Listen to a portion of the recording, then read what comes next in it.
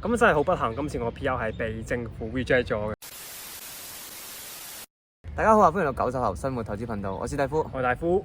咁咧最近咧大夫嘅 PR 結果出咗嚟咯喎，係啦，咁真係好不幸，今次我 PR 係被政府 reject 咗嘅。政府 reject 咗嘅。係啦，係真係有啲唔開心嘅，講真。係啦。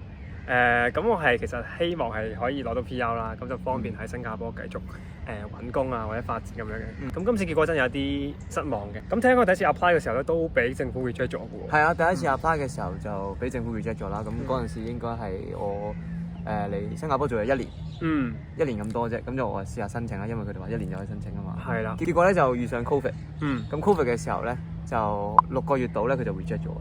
係啊，其實我都係差唔多6個月佢就 reject 咗啦。咁都幾快，其實佢處理得到。咁通常 reject 嘅時候咧，佢又會 send 翻封信俾你嘅，同你講今次係失敗咗啦。咁啊同你講下之後有機會會再試啊咁樣嘅。咁就唔會話以後都唔俾你申請咁樣嘅。咁講起 PR 啦，咁今日咧我哋就想分享一啲關於 PR 嘅資訊啊，譬如話幾時可以申請啊，你係要咩條件先可以申請啊。咁第一個就係咧，究竟係咩人先可以申請 PR 咧？咁如果係單以呢個喺新加坡做嘢嘅人啊，講緊單身人士啊，唔係結咗婚嘅人啊，只要攞呢個 S Pass 啦同埋 E Pass 咧，就可以申請 PR 噶啦。咁有個條件就係咧，你喺新加坡工作咗半年啦，先可以向政府申請你嘅 PR 嘅。係啊，就唔係話一嚟就可以申請嘅。咁但係通常咧，我哋就真係好少見到有人半年後有申請嘅。通常見到身邊嘅人咧都係大概1年後啦。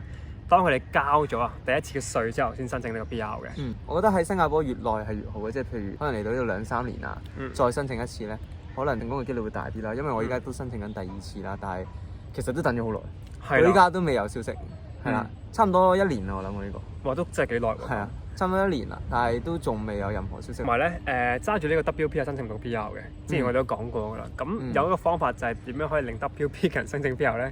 好簡單嘅啫，就係呢個，如果你揸 WP 嘅話咧，就揾一間公司咧可以 issue 呢個 SP 或者 EP 俾你，咁再做翻半年之後就可以申請呢個 PR 啦。但係基本上最近嘅pass 咧，嗰個要求都好似好高。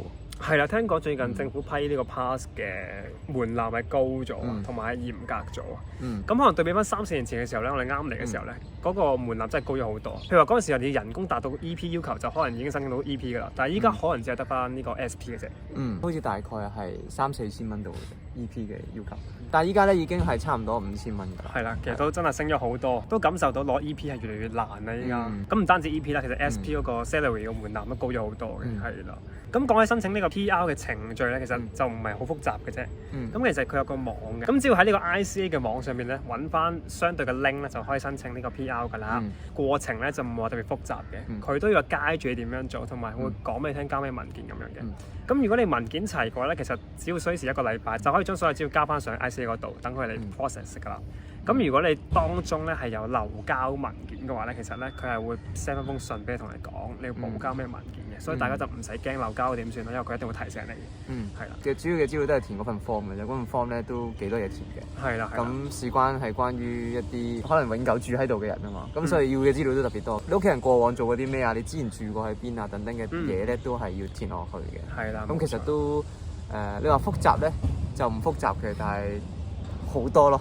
要啲時間咯，好多嘢要填咯，係啊。咁除此之外咧，就係一啲需要嘅資料啦，譬如係一啲入息證明啊、出世紙啊。出世紙咧一定要英文嘅，如果冇英文嘅話咧，就需要翻譯嘅。冇錯，係啦，要揾一啲合法機構啦，即係政府承認機構啦，去翻譯你份出世紙啦，咁就證明你喺邊度出生啦。仲有嘅咧就係一啲要問公司攞嘅嘢啦。咁問公司攞嘅嘢就唔係好煩嘅啫。HR 咧應該理論上都知道要咩㗎啦。咁你同佢講你要申請 PR 嘅話，通常佢都會俾到啲資料你㗎啦。係啦，完全係，我覺得係唔難嘅，真係唔難嘅，一個人可以搞得掂嘅。係啦。咁喺呢幾年入邊啦，我聽過身邊啲朋友啦，其實會揾呢個 agent 去搞呢個 PR 嘅。咁其實咧，有冇必要咧？就我個人經驗嚟講咧，其實我就覺得唔太需要嘅，係啦。因為我聽我啲朋友咧揾 agent 搞咧，其實最尾都係一肚火啊。咁其實可能佢哋都唔係好用心咁幫你填資料啦，咁可能都係得過且過啊，幫你準備晒所需嘅資料，幫你遞上去咁樣嘅啫。其實就唔係話特別幫到啲乜嘢咯。我感覺上係咁樣，係啦。因為嗰啲資料好多都係你提供嘅啫嘛。係啦。咁你既然自己都知道嘅嘢，點解要揾其他人做？因為佢都係要問翻你嗰啲嘢。係啦。然之後只不過幫你搬字過紙擺翻落啲紙度。咁解嘅啫。除非佢話真係提供一啲 extra 嘅 material 係我哋冇佢有嘅，咁我就覺得有用咯。咁但係咧，坊間咧其實都見到啲廣告啦，成日都彈出嚟話可以提高到幫你申請呢個 PR 嘅機率啦。其實我自己就唔係好信嘅，講真。係啦。因為我覺得其實新加坡政府做嘢有佢嘅規矩啦，有佢程序嘅，就唔會話因為呢間機構幫你啊，政府就會特別優待佢哋咁樣咯。係啦。咁其實我覺得咧呢個申請 PR 成功咧，主要有幾個因素嘅。係。咁第一個因素當然係運氣啦。係冇錯。如果你運氣差嘅話，基本上就算你人工有幾高，都未必申請到。係啦，特別呢2年 Covid 嘅時候咧，其實好多人都失敗咗。咁呢個都係少少運氣問題咯。係運氣咧，我覺得係佔好大部分。係。咁第二樣嘢我就覺得應該係對新加坡嘅貢獻。即係譬如你喺新加坡住咗幾耐啊，甚至乎有冇做義工啊等等嘅嘢咧，我都覺得咧係即係可以俾佢睇到你有冇想住喺新加坡，即係長遠住喺新加坡咁樣。第三個可以增加你攞到 PR 嘅因素咧，就係你另一半咧係咪一個新加坡人或者係個 PR？係啦。咁咧，因為如果你另一半係一個新加坡人嘅話，理論上你應該都會喺新加坡落地生根，咁自然咧佢就有多啲生產力啦，因為有小朋友嘛。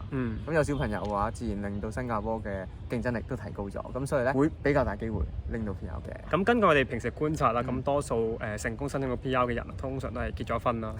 係啦，咁呢個都係其中一個因素嚟嘅。咁如果你係單身嘅話咧，咁就要自己努力啦。就算申請 PR 失敗咗都唔緊要嘅。咁如果你真係長遠諗住住喺新加坡，咁咪再申請咯。